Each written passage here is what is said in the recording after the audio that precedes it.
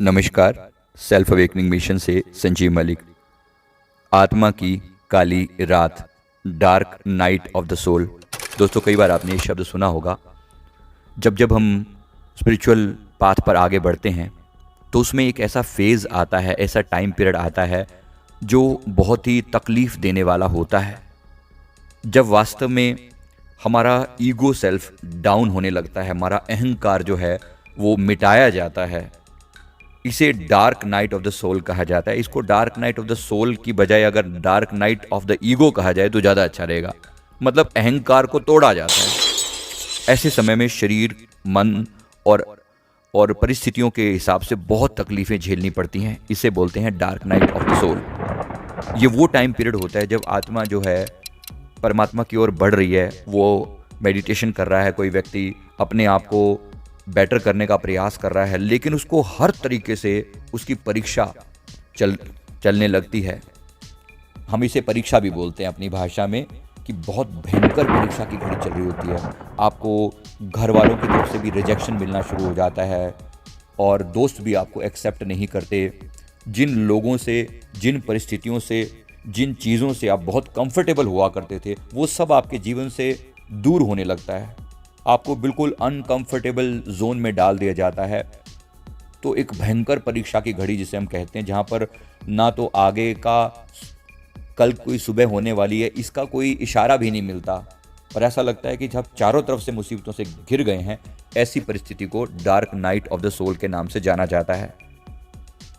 अगर आपने भी इस परिस्थिति को अध्यात्म की लाइन में फील किया है तो नीचे कमेंट करके ज़रूर बताइए कि आपने भी dark night of the soul को फील किया है। ये स्थिति कभी कभी कुछ दिनों तक, कभी कभी महीनों तक और कभी कभी सालों तक भी चलती है, जहाँ कांस्टेंट परीक्षाएं होती हैं। इतना टफ टाइम होता है, इतना संघर्ष का टाइम होता है कि समझो साया भी साथ छोड़ देता है, ऐसी हालत होती है।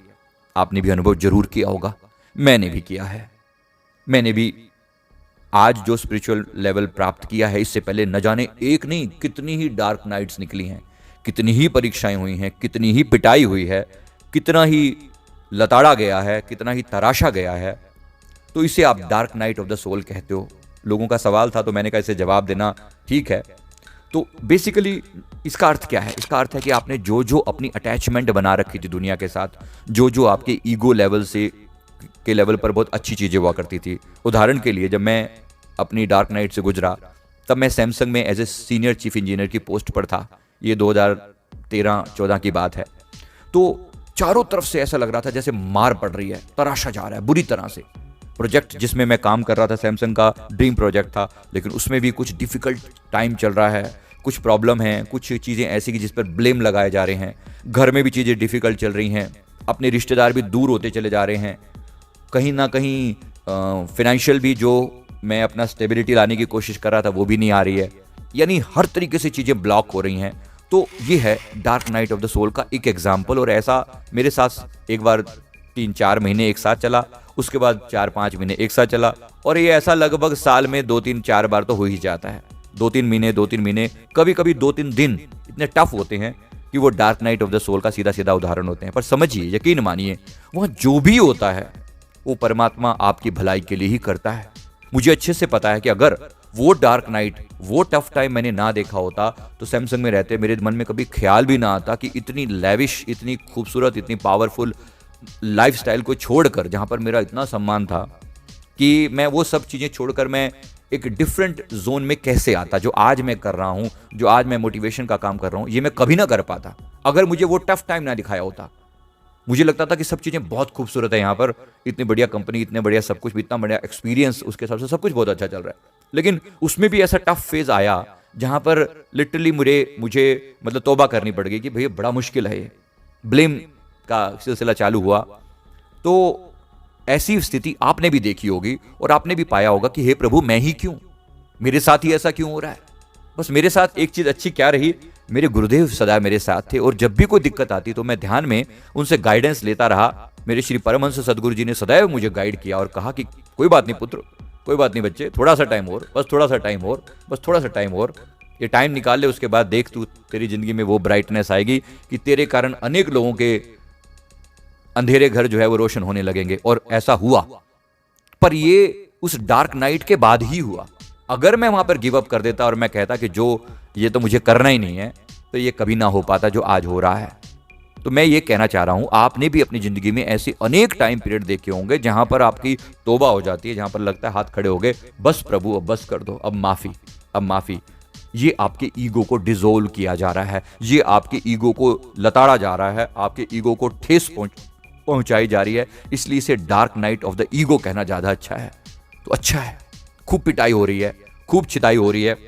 इसको मैं कैटरपिलर और तितली का उदाहरण दूं तो ज्यादा अच्छा होगा। कैटरपिलर मतलब कि तितली का बेबी जो वो बन रहा होता है, अंडे में से जो वो निकल रहा होता है, तो वो जो स्टेज होती है उसे कैटरपिलर कहा जाता है। आपने पता ही होगा आपको, वो जो बेबी उसका निकलने की कोशिश कर रहा होता है कैटरपिलर, जब वो उस कोकून के अंदर होता है, वो खोल जो होता है, हार्ड सा जो कोकून होता है उसके अंदर होता है, आपने सुना होगा, इतना तो आइडिया आपको होगा। उससे जो बाहर निकलने का प्रयास करता है तो अपने पंखों की पूरी ताकत उसे लगा देनी पड़ती है, पूरी ताकत झोंक देता है, तब जाके एक दिन वो अंडे का खोल थोड़ा क्रैक होता है, टूटता है, और फिर उसमें से वो तितली जो है वो बाहर निकलती है। लेकिन उससे पहले वही जो थी, जो टफ पीरियड था, वो dark night of the soul था। इसे लूज नहीं किया जा सकता, इसे ईजी नहीं किया जा सकता। ये टफ पीरियड जरूरी है। किसी भी व्यक्ति को संघर्ष के बिना सफलता नहीं मिलती और नहीं मिलती। आप भी अगर इस डार्क नाइट से नहीं गुजरे तो सफलता की उम्मीद मत करना। जो भी हो रहा है परमात्मा की कृपा से हो रहा है, बहुत अच्छा हो रहा है, यकीन मानिए। वो डार्क नाइट देखे बगैर आप सुबह का उजाला आपको रास भी नहीं आएगा। अब जब पता चलता है चीजें हमारे फेवर में होती हैं तो लोग कहते हैं वाह क्या किस्मत पाई है। वो किस्मत नहीं पाई भाई मेरे, किस्मत नहीं पाई। ये किस्मत ना होके ये है आपकी मेहनत का कमाल, परमात्मा सदगुरु की रहमत का कमाल, और एक कांस्टेंट डिटर्मिनेशन का कमाल। कांस्टेंट डिटर्मिनेशन की पीछे नहीं हटना। बस सदगुरु का एक कार्य क्या है, वो आपको अंतर से सपोर्ट देते हैं, पीछे नहीं हटना। बाहर से कुम्हार की तरह जोर जोर से थाप लगाते हैं, जैसे मटके को पक्का करने के लिए वो थाप लगाता है, और भीतर से अपना हाथ भी लगाए रखता है। बस ऐसे ही गुरु भी अपने शिष्य को स्ट्रांग बनाते हैं। जब भी आपका ऐसा टाइम पीरियड चल रहा हो तो धन्यवाद करना प्रभु का कि आपको तराशा जा रहा है, आपकी पिटाई हो रही है, आपको निखारा जा रहा है। आपके अंदर से जब इस पत्थर, अनघड़ पत्थर में से जब वो परमात्मा की मूर्ति उभर कर सामने आएगी तो वो पूजनीय बन जाएगी।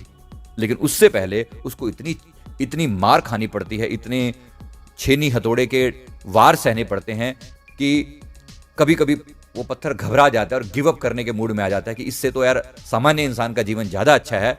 ये भक्ति की लाइन या परमात्मा की लाइन पे आकर हमने क्या कोई गलती कर दी है क्या? चिंता मत करें, आपने कोई गलती नहीं करी है।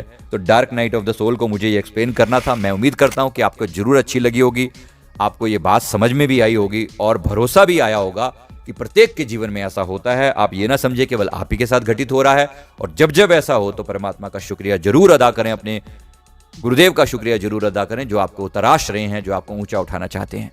Thank you very much. मैं उम्मीद करता हूं आपको मेरी बात समझ में आ गई होगी dark night of the soul के बारे में। वीडियो अच्छा लगे तो कमेंट करना, चैनल को जरूर सब्सक्राइब कर लेना। Thank you very much. Thank you.